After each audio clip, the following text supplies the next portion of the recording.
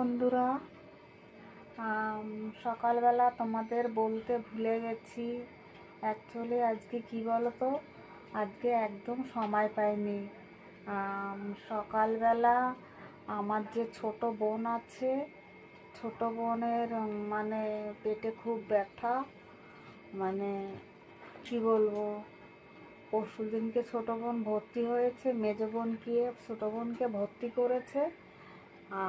ভর্তি করার পরে তারপরে আমাকে ফোন করেছে, দিদি আমি হসপিটালে ভর্তি, এরকম পেটে কি অ্যাপেন্ডিক্সি ব্যথা না কি বলে সেটা হয়েছে। আমি তো অত বলতেও পারি না কিছু না, ব্যাঙের ছাতা, কোনোদিন আমি জানিও না কি বলে।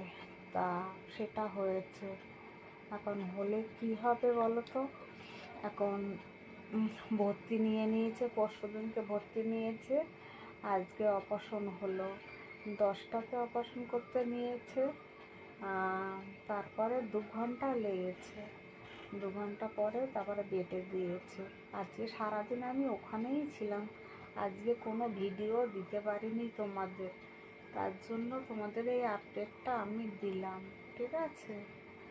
আর বিকেলে ভিডিও দেব, কিন্তু মন মেজাজ ভালো না তো, বোনটাকে ডেকে এসেছি ওইভাবে, বিকেলে দেবো, ঠিক আছে।